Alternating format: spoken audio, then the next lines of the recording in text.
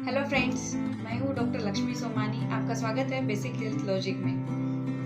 Monsoon में सबसे ज्यादा परेशान मच्छरों से होने वाली बीमारियां करती है और इनमें आते हैं मलेरिया, डेंगू, चिकनगुनिया आदि बीमारियां।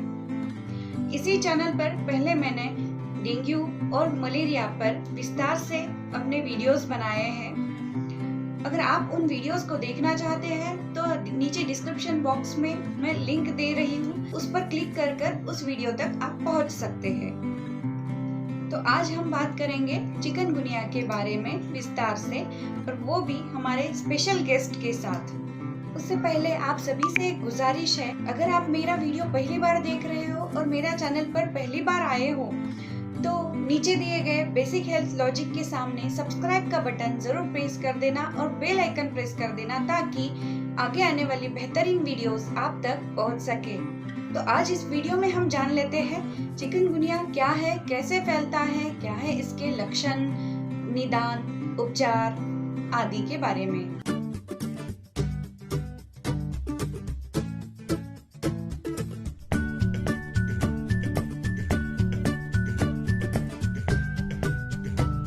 जैसे कि मैंने पहले भी जिक्र किया है, आज हमारे चैनल पर हम स्पेशल गेस्ट को बुलाने वाले हैं। तो वो स्पेशल गेस्ट है डॉक्टर लक्ष्मी वापरानी।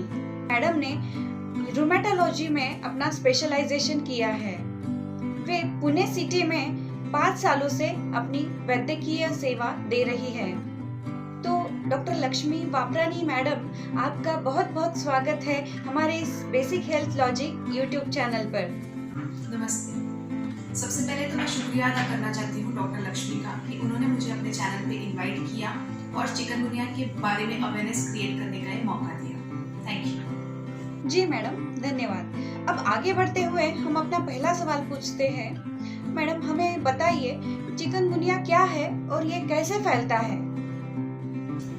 चिकनगुनिया एक वायरल इन्फेक्शन है जो कि मच्छर के काटने से इंसानों में फैलता है। चिकनगुनिया एडिस एजिप्टी नाम के मच्छर से इंसानों में फैलता है। ये मच्छर ज्यादातर बारिश के दिनों में ही पनपता है, इसीलिए बारिश के दिनों में ही हमको चिकनगुनिया के केसेस ज्यादा देखने के लिए मिलते हैं। ओके, नेक्स्ट क्वेश्चन ऐसा है कि चिकनगुनिया के लक्षण क्या है? या फिर हम ऐसे पूछ सकते हैं कि जिन पेशेंट को चिकनगुनिया वायरस ने जकड़ लिया है उनमें क्या लक्षण दिखाई देते हैं?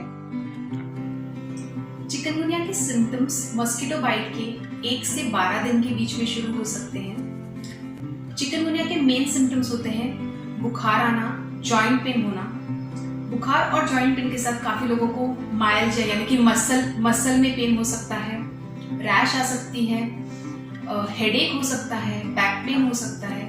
ये चिकनगुनिया के मेन सिम्टम्स हैं। अभी बात करते हैं चिकनगुनिया में होने वाले बुखार के बारे में। चिकनगुनिया में जो बुखार आता है, काफी लोगों को हाई ग्रेड फीवर आता है, यानी कि 102 डिग्री फ़ारेनहाइट या 103 डिग्री फ़ारेनहाइट तक ये बुखार जा सकता है।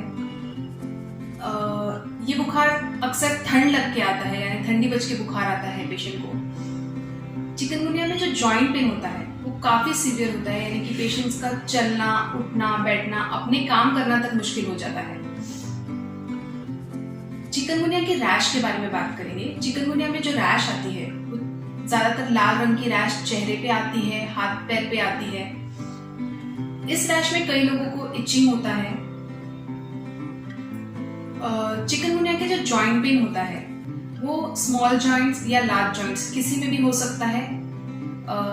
जो जॉइंट्स इन्वॉल्व होते हैं चिकनगुनिया के जॉइंट पेन में, मैक्सिमम टाइम्स स्मॉल जॉइंट्स यानी हाथ के रिस्ट, एल्बोज, इवन फिंगर के जॉइंट्स, नीज, एंकल या पैर के जॉइंट में ये सिम्टम्स दिख सकते हैं। ठीक मैडम, जैसे कि चिकनगुनिया के सिम्टम डेंगू, मलेरिया जैसी बीमारियों से मिलते जुलते हैं, तो ऐसे में चिकनगुनिया का निदान कैसे किया जाता है?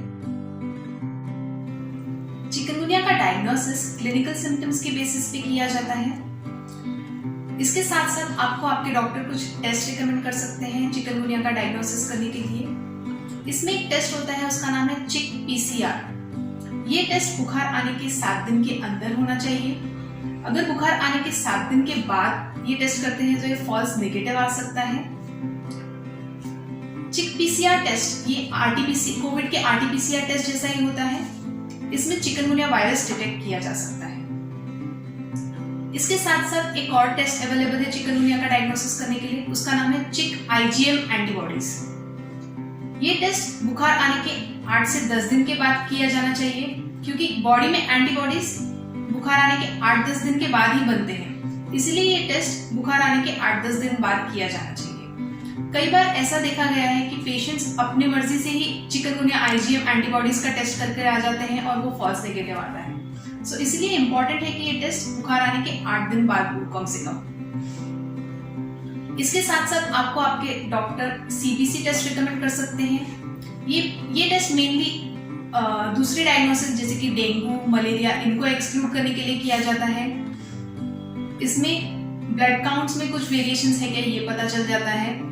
इसके साथ साथ आपके डॉक्टर आपको ESR और CRP ये टेस्ट रिकमेंड कर सकते हैं। इसमें बॉडी में इन्फ्लेमेशन कितना है, इससे ये पता चलता है। तो अंत में हम जान लेते हैं इस चिकनगुनिया की ट्रीटमेंट के बारे में। इसके उपचार क्या है? चिकनगुनिया एक सेल्फ लिमिटिंग बीमारी है, यानी कि ज्यादातर पेशेंट्स में इसके सिम्टम्स 2 महीने के अंदर पूरी तरह से ठीक हो जाते हैं। इस दौरान पेशेंट को सिर्फ सिम्टोमेटिक ट्रीटमेंट दिया जाता है, यानी कि बुखार होगा तो बुखार का ट्रीटमेंट, और अगर जोड़ों में दर्द और सूजन होगा तो एंटी इंफ्लेमेटरी मेडिसिन। इसके साथ साथ पेशेंट को आराम करने की सलाह दी जाती है और ज्यादा से ज्यादा पानी पीने की सलाह दी जाती है। लेकिन अराउंड 30% ऑफ द पेशेंट्स में चिकनगुनिया के सिम्टम्स 2 महीने से भी ज्यादा चल सकते हैं। ऐसे केसेस में disease modifying anti rheumatic drugs, जो कि रूमेटॉइड आर्थराइटिस में यूज होते हैं, वो दिए जा सकते हैं। इसीलिए बहुत जरूरी है कि अगर आपको चिकनगुनिया के सिम्टम्स 2 महीने से भी ज्यादा हैं, तो आप किसी रूमेटोलॉजिस्ट से मिलें। कभी कभी ऐसा भी होता है कि पेशेंट को रूमेटॉइड आर्थराइटिस होता है, लेकिन वो चिकनगुनिया की तरह ट्रीट होता है। इसीलिए बहुत इंपॉर्टेंट है कि आप अगर सिम्टम्स आपको 2 महीने से भी ज्यादा जोड़ों में दर्द हो, तो आप किसी रूमेटोलॉजिस्ट से मिलें और उनकी सलाह लें। बहुत खूब मैडम, आपने बहुत ही आसान भाषा में समझाते हुए सभी सवालों का जवाब दिया है। ये सब तो थी चिकनगुनिया हो जाने पर सोचने वाली बातें, पर किसी को चिकनगुनिया ना हो इसलिए कुछ बचाव के तरीकों के बारे में आप हमें बताइए। चिकनगुनिया से बचने के लिए मस्कीटो बाइट से बचना जरूरी है। मस्कीटो बाइट प्रिवेंट करने के लिए आप मस्कीटो नेट या मस्कीटो रिपेलेंट्स का यूज कर सकते हैं। घर में और घर के आसपास मस्कीटो ब्रीडिंग ना हो, इसके लिए भी कुछ स्टेप्स लेने चाहिए, जैसे कि घर में और घर के आसपास साफ सफाई होनी चाहिए। कई घरों में पानी का स्टोरेज होता है, लोग बकेट में पानी स्टोर करके रखते हैं। तो अगर किसी को पानी स्टोर करने की जरूरत पड़ती है तो वो कवर करके रखना चाहिए, क्योंकि खुले पानी में मस्कीटो ब्रीडिंग हो सकता है। जी मैम, आपने बहुत ही अच्छी जानकारी दी है, आपका तहे दिल से धन्यवाद। इस व्यस्त दिनचर्या से थोड़ा समय निकालकर इस अवेयरनेस वीडियो सीरीज का आप हिस्सा बनी और हमें सही मार्गदर्शन किया। इसके लिए मैं हमारे चैनल की ओर से और हमारे व्यूअर्स की ओर से आपको हार्दिक धन्यवाद देना चाहती हूँ। सभी व्यूअर्स को बता देना चाहती हूँ कि अगर किसी को भी मैडम से संपर्क करना है तो मैंने नीचे डिस्क्रिप्शन बॉक्स में मैडम की डिटेल्स दे दी है और वेबसाइट लिंक भी ऐड कर दी है। प्लीज आप वहां जाकर मैडम की डिटेल्स चेक कर सकते हैं। Thank you.